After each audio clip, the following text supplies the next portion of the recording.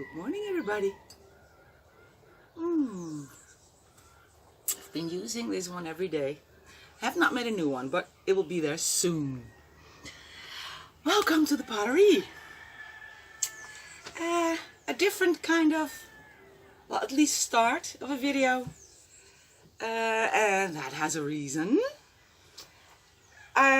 This weekend I am going to load a kiln.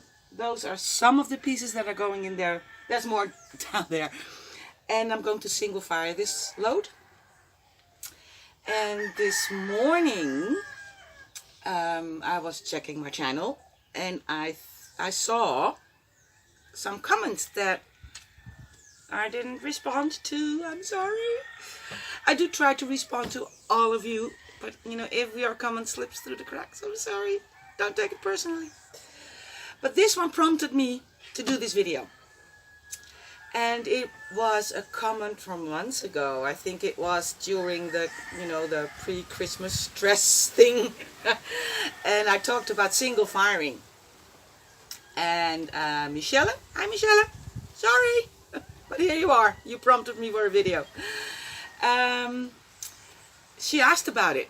And what really inspired me to talk about it was that her question was something like, could you talk about single firing, because I would like to know how I can save so much energy. And that was when I thought, I will address this, because does it really save you so much energy? I don't know. Let's talk about it. But first, a big disclaimer, I am by no means an expert. I do single fire and I have my reasons for it. And I think it's not so much about saving energy. It's a personal preference. It's a choice. It could be convenience, and that was a bug. So I'm no big expert. But let me show you somebody who has written a book. I'll keep it in there so you can take note. Or you can, of course, just stop the video. Loads of information about the pros and cons of bisque firing. Very interesting, very good read. It's an old book. Let me check. Can I read this without my glasses? My arms get too short, people. Nothing wrong with my eyes. First printed in Great Britain in 1996. Single Firing, the Pros and Cons by Frank Tristram. And there is a Facebook page. I'll keep this up for you. I prepared for this video, can you tell? I usually don't. You can just type in single fire ceramics, something like that on Facebook. You'll find this Facebook page. A lot of people there with way more experience than me. But I have done single firings and I have never had an issue with it, and I have my reasons for it. And I will talk to you about that. Does it save so much energy? Oh, hold on. I did prepare. I made some notes. Gosh, so not me this. Okay, let's go. Well, you know, just tiny bit of history. According to this book, bisque firing probably might have started only in the 18th century. So, in the scope of pottery, the oldest pieces of pottery that are found are thousands and thousands and thousands years old. Bisque firing is a very young baby. But because it has so much pros, many people adapted to it and did it. And absolutely, of course, why not? So, I think it has, for me, it has to do with the glazing part, or time, or not having all that much to fire, which is the case at the moment. Does it save so much energy? I have read people asking if you do your firing in one go. Oh, I didn't explain. I am assuming people know what I'm talking about. Basically, single firing is skipping your bisque firing. does it save you a whole bisque firing, meaning the energy that you use, whether it's gas, wood, or electricity? And I don't think it does. First of all, if you fire a bisque load, you can tumble stack, you can pots can touch, you can put pots in pots, and I usually get at least 2 glaze loads out of a full bisque load. So does it save that much? I'm not sure. It does save for me personally, it saves time, and it saves the annoyance of loading and unloading a kiln, because that's not a fun part of pottery, people, be honest, you know, especially a glaze firing, because the pots can't touch and you have to figure out what to put where. If your kiln has a big difference between the temperature on the bottom and the top, you have to think about that, think about which glazes you put where. If you're doing a bisque firing, you have to of course be careful with stacking your pots, but it's a lot easier. So I don't think it saves a lot. It does save some if you do it all at once, but not as much as people think. I think it's just my 2 cents, people. Let me see. I'm looking at my notes. The big con, so to speak, of doing single firing is that the glazing of your greenware pots is a bit more delicate. If you glaze in the greenware state and your pots are bone dry, they are at the, I don't know, what would you call it, the heights of their absorbance? No, that's not good. But you know what I mean. They absorb water ridiculously fast and a lot, and you have to take that in account.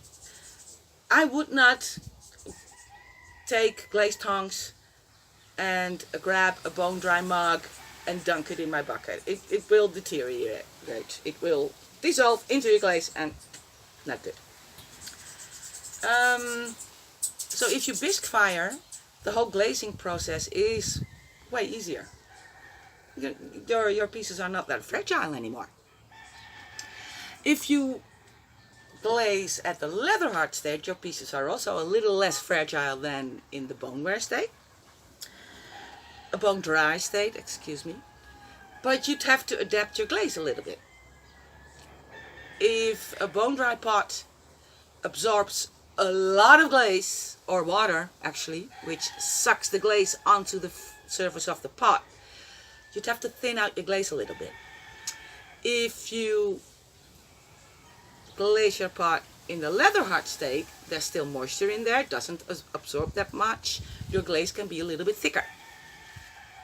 Or even has to be, or maybe do 2 coats, I don't know. I always do it at the bone dry state, because I do not want to have different buckets of different specific gravity for either a leather hard pot or a bone dry pot. That gets way too complicated for me, and I don't want that in my life.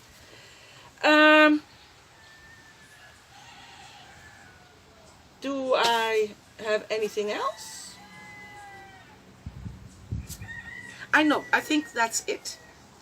I think you have to, research yourself, do some firings, and see for you if it saves you either energy, either time, which is also energy, which is also money, and try it out. I'd like to call my single firing schedule just a prolonged bisque firing, because you do need to bisque fire. You do need that slow first firing to get all the moisture out and to get all the organics out. You cannot just put your greenware pots in your kiln with a fast glaze firing schedule. That will not work most of the times, I think. So what I have done, I have my schedule here. My schedules I have from John Britt's book, Exploring Mid-Range Glazes. It's not only about glazes, it has a ton of information about firing and well, all sorts of things. And I haven't reread it, so I didn't prepare that good. Sorry. Years ago, and I adapted my firing schedule to one of his firing schedules, and I have hardly ever have any pinholing or things like that happen. So, you know, never change a winning team. So let me show you my bisque schedule first. It is in Celsius. You are going to have to convert yourself. If you buy the book, it's in there in both. I just, you know, couldn't be bothered to get the book. Sorry. I start with 30 degrees Celsius up until 110, which is a little over in Celsius boiling point of water, and I add a 5-minute hold. Then I just skip it all and let it go to on its own speed, just fast, to 927 Celsius. And if I remember correctly, that is the moment that ceramics or clay has already sort of kind of turned to ceramics, but it's the part where all the organic particles are burned out. So another 5-minute hold, and then I go slowly to 1050. And there is a my kiln has an offset of I think it's 30 degrees Celsius compared to the cones, but that's somewhere in between 05 and 04. And another 5-minute hold. That's my bisque. Now if I do a single firing, ta-da, I start the same, because I want that bisque firing to be good. And I just extend it with the last part of what I usually do when I do a glaze firing, which means the part where it just ramps up to 927, burn out the organics, 5-minute hold. If I do a glaze firing, I do the same at 1081 Celsius, 5-minute hold there, and then I go slow, 70 degrees per hour to 1180, which is for me a cone 5.5, usually, depending on how full my kiln is. If I have a kiln like I have today, with funky shapes, lots of gaps in the kiln which I can't fill, I'll extend the hold a little bit to even out the temperature. So that makes me tell you why I am single firing. I'm out of clay. So there's nothing much new coming. And I want to have these things done. I do not have enough for a complete bisque load. I am ordering clay this weekend, so it will take a few weeks to get here, blah, blah, blah. And here I have all sorts. Oh, I have to tell you about Henrietta. That bowl reminds me of Henrietta. I promised you some footage of whom I know to be Henrietta, which was why I couldn't name the elf Henrietta, so I'll just stick it in here. I might have to do something about the sound, but look, you'll notice. Here it is.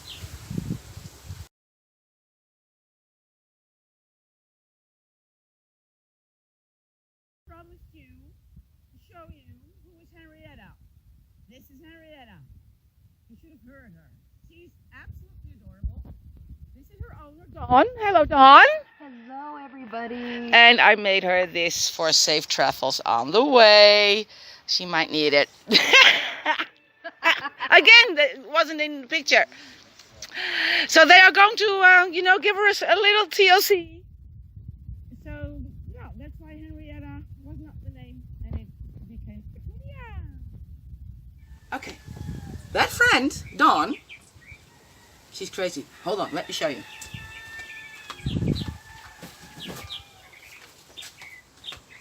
She said, I have a gift for you. So I was all excited.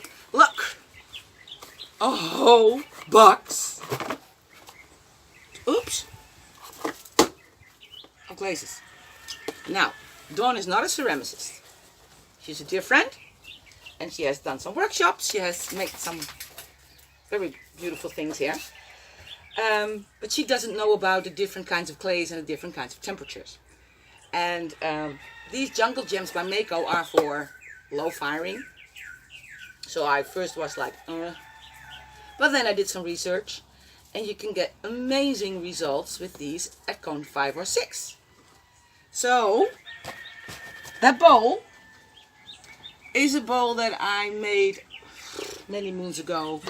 I think I wanted to try out the peacock design with glazes, and then I saw that pop up in so many YouTube videos and all over Pinterest and Instagram, and I thought, nope, I'm not jumping on that popularity wagon. Don't do that. So that one is filled with one good coat of all these jungle gems, 12 of them, as an experiment, and we'll see what where it will take me. That little flat thing beside it, it's upside down, and the one in the middle on the second row, is it in the picture? I think it is. Those are 2 new experiments for me and my mixed media. They don't need to be glazed. Oh, maybe I will. Well, the one, sorry, the one on the second row is not going to be glazed. But I do want that clay to be fired at cone 5 at least, because that's where it gets its beautiful black color. Then next to that is an experiment. I wanted to make something for the backflow incense cones. Experimented it. It was bisque fired, and now it's glazed. So I have greenware and bisqueware in there. On the top over there are 2 pieces that are greenware, bone dry, and to be able to glaze something like this, in which you, oops, almost fell over. If you want to glaze something like this, you have to pour in a glaze on the inside. And another good source for some information about single firing is the YouTube channel of Simon Leach. And he has a trick. If you have a bone dry pot and you put glaze inside, it's going to absorb, it might crack, it might do all sorts of things you don't want. He sprays the outside with water. I tried it out, works like a charm. The one on the right on the second shelf is another Cactus Dweller, bisque fired already, and only needs a little bit of glaze. The white parts are glazed in a transparent glaze. So you can mix your bisque with your greenware. Yeah, you're twice bisque firing what's already bisque fired. But I needed to fill a kiln, so that's why I'm doing it now. Why did I do it around Christmas time? Deadline. The last 2 firings were single fired because it was, not really enough to fill a whole bisque. Loading the whole bisque, waiting a day, unloading it, and then, so I did that all at once. So yeah, I hope my babbling made sense. Did I forget anything?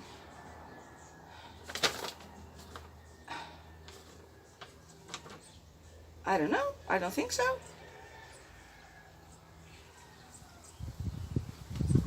For me, it's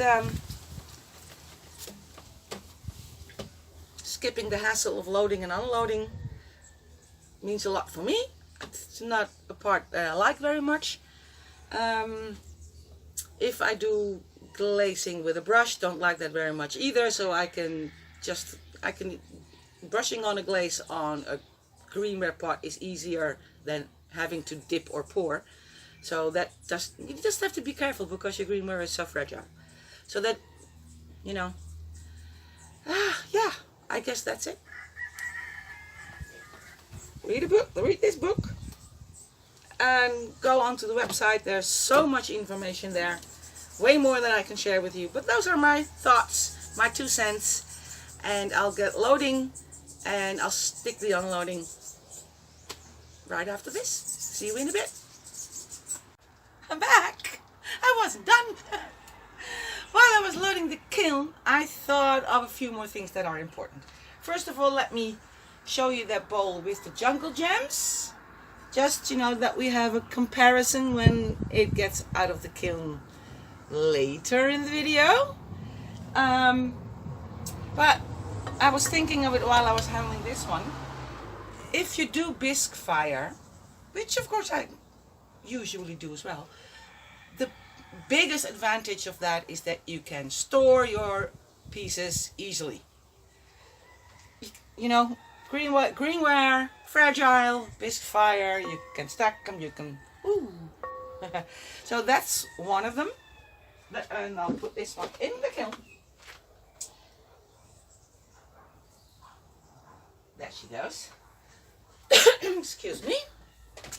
And I was also, I remembered a video by Simon Leach that he actually, when he only raw glazes, cone 10 in gas reduction, so that's possible too, apparently. And he even has his pots touch. Normally, if we have bisque ware, we glaze it, they can't touch because they will fuse together. In raw glazing or single fire glazing, they can, because they shrink from the greenware state before the glaze melts, as he tells me in his videos. So I haven't dared to do that yet. But if you have smaller pieces, it could save you a little room. And there was one more thing, but I'm distracted by the beautiful birds. There was one more thing. Maybe. I turned on the camera because I was going to say something. Oh yeah, I have to say that too. I did the stacking, I did the touching.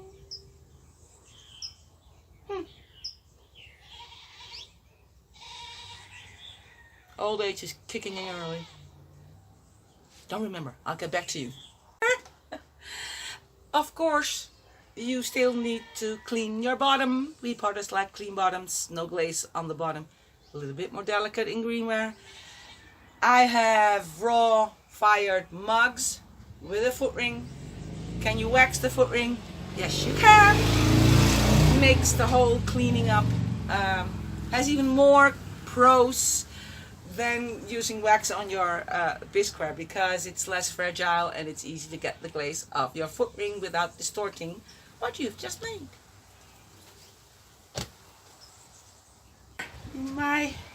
With my weird mix of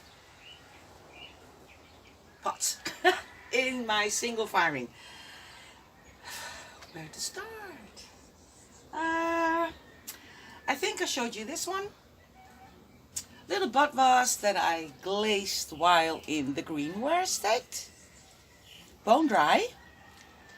And I poured in my Laguna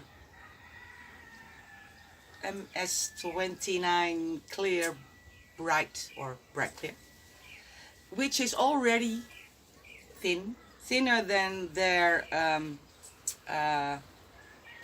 advertised specific gravity, because it gets cloudy pretty fast. And then sprayed the outside with water, thanks to Simon Leach. When that was, well, almost dry, not completely dry, I held it with 3 fingers and dipped it upside down real quick, but carefully, in that same glaze. Let that dry again. And then when I wanted to put it in the kiln, I knocked off some of the glaze on the rim. Clumsy me, as always. And I didn't want to, get the bucket under the table and mix it all up again, so I took a bottle of HF9 Zinc Free Clear by Amico, which I have already thinned out a little bit in a different pot. and did that on the rim. You cannot see any difference. Good to know. However, what I didn't notice is that apparently I also knocked off a little bit of underglaze or slip. And exactly at that spot, I didn't glaze it good enough with the brush as well. Am I going to refire this for this one little tiny spot? I don't know. Think about it. But the rest, perfect. This one was already bisque fired. An experiment to make a backflow incense burner in the beautiful nori green. I know I keep talking about that every time. It's so difficult to see how good it is. I took some footage of this in the sunlight. I'll stick that in here. I can't see what I'm doing because of the sun, but I wanted to show you this in the sunlight. It is so freaking beautiful. Try this out inside because with the tiniest of breeze, that backflow thingy doesn't work. So maybe I'll put something, excuse me, in the video of that as well. There he is. I sound funny, like I'm in a bathroom, because I am. I was looking for a spot in my home without a draft. Well, as you can see, it's very windy outside, so even through that little bathroom window there's some wind coming in. But it's working! Look! Please wind, stop for a moment. Well, I think you can see. There's the cone. There's special backflow incense cones. And it goes down and then gets blown away. Oh, let's see if we can find a spot where it's not so windy. Look, look, look. There you have it. My first ever backflow incense burner. When I see this, I get lots of ideas how to even make this better. This is only a small one. So yeah, I'll be playing more with this. I'm loving it. Before a custom order. I cannot tell you which one because there's no difference to be seen. One of them was already glaze fired, but I put on the glaze too thin. I had to put on another layer of glaze and refire it. The other one was greenware, bone dry, 2 to 3 coats of very thin, clear HF9 by Amoco, and I mean, the way they should be. Another experiment. It's a brush or a pen holder or maybe even a toothbrush holder, I don't know. I was playing with my black clay and I wanted to make something sort of kind of cactusy like. Did it work? Yeah. I wouldn't call this a piece of art, but it's fun. I put on white slip. No, I didn't. I'm lying. No, I didn't. On the black clay, I put on my slip with dark teal mason stain. I'll come closer, and then I carved in something sort of kind of leaves. 2 coats of HF9 by Amoco. Could have been a little thicker, but you know, maybe I'll keep it myself for my tiny smaller brushes. I don't know. This is one of my next experiments with mixed media. Oh well, it isn't yet. Just the brown clay. It was bone dry, didn't do anything, no glaze, no nothing. Ah, this clay is so beautiful. And it's going to be, I'm going to have to step back because I am aiming for something like this. Bottom part, top part, and in the middle will be rope, fabric, sort of kind of coiling like with clay, but then in rope and fabric. Don't know yet. I'll be playing with that. Talking about that black clay, I love it dearly, but it is a bit more finicky. It's a bit sensitive. I have had more cracks with this clay than with my white stoneware, and it's in the construction. Look at this, and I'll show you what it is in a minute. You see that big crack? It's not through and through.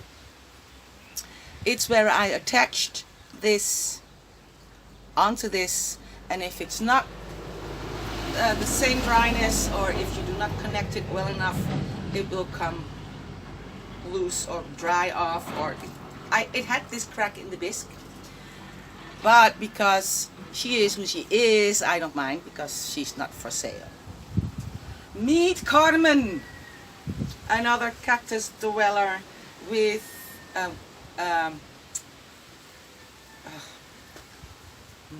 can't find the words again. Inspired by the traditional Bonairean way they put fabric or cloth on the heads, the ladies. Gosh, I really can't talk today. What's the word? Hat fashion? I don't know. I think you know what I mean. It's inspired on that, and this is the street name where I live, and I've made 2 holes. This will be attached with a wire, and now it's my house number. Isn't she cute? I like her, and she will be going outside on one of the cacti to show everybody where I am. If I have attached the number and put her on the cactus, I will share a picture with you.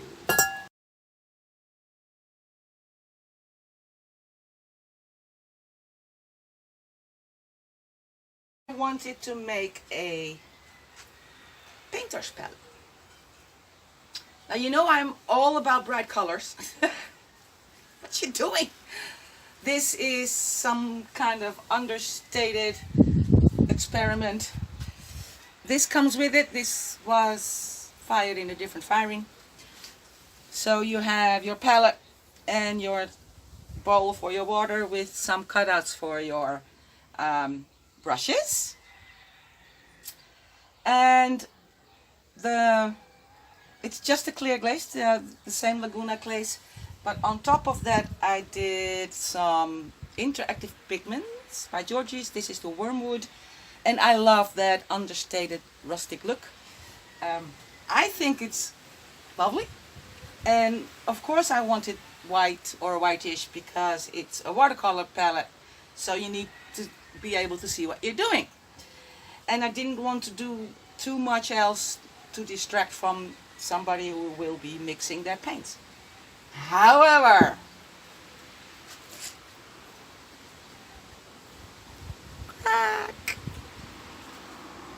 cracked on me.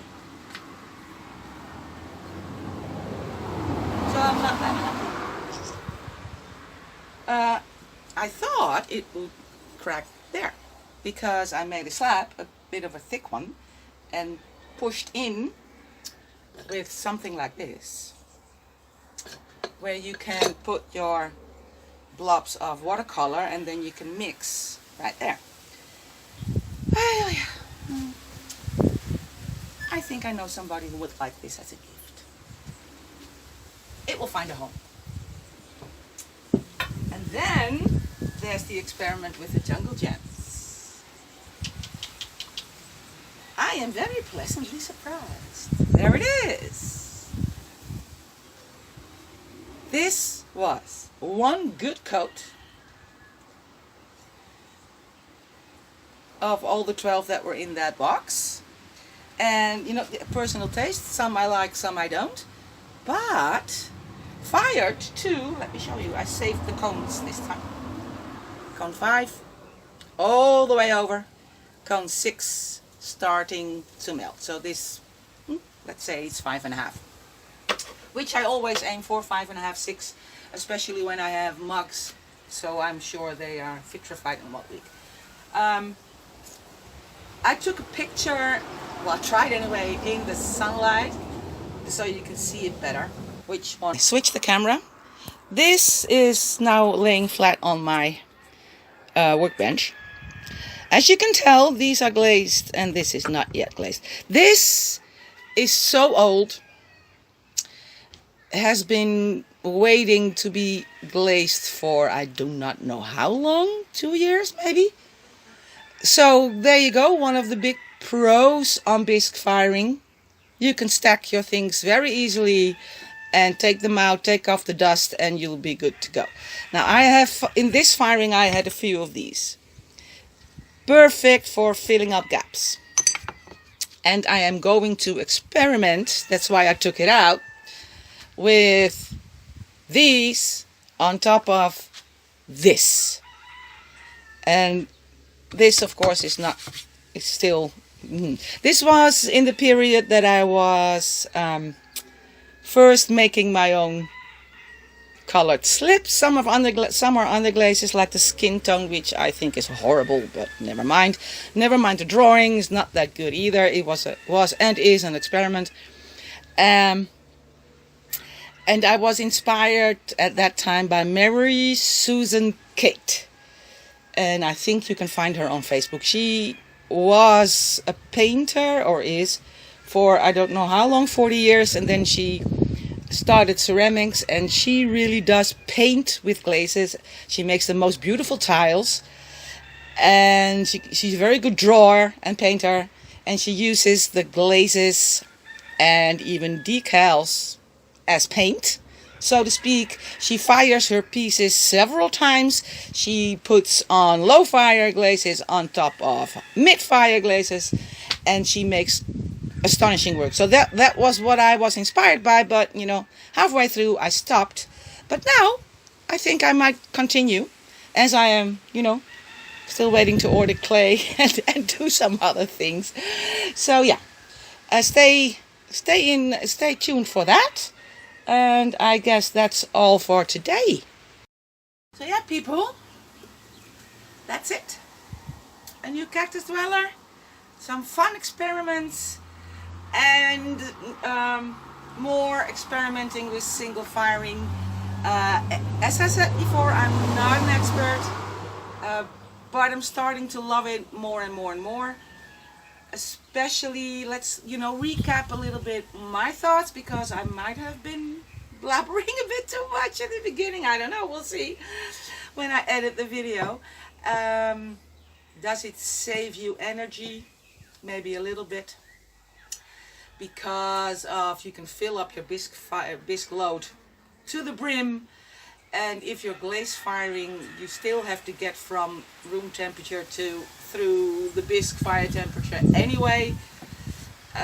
It does, what I like about it is a little less of filling the kiln, and what I like about bisque firing first is you can stack as many, you know, go on a making frenzy and bisque fire everything, and you can then easily fill a glaze fire kiln very efficiently. The glazing for greenware, either in bone dry or in leather hard, is more delicate, more, you have to be a little bit more careful. It's not as scary as you think it is, so if you want to try, I'd say go for it. And if you do single fire or raw glaze fire, send me some feedback. You know, maybe I'm wrong in some things, or maybe that's a big truck, or maybe you have other thoughts, maybe you have questions that I haven't thought about yet. I'm still learning, so yeah, that's it for now. I'm going to have to wait for my white clay. I still have some black clay left, so I might do something with that. Or, well, who knows what I come up with video-wise. You know, I'm out of clay, at least my white stoneware clay. So yeah, I'm going to do some other, I have enough mixed media things to experiment with. Maybe I'll video that, I don't know yet. I'll see you when I see you. In the meantime, thank you for tuning in. Thank you for hanging out with me. And yeah, please do write a comment. And I do try to react or respond to everybody. Might not always work, sorry. Yeah, let me know what you think. And keep the conversation going. Have a wonderful day.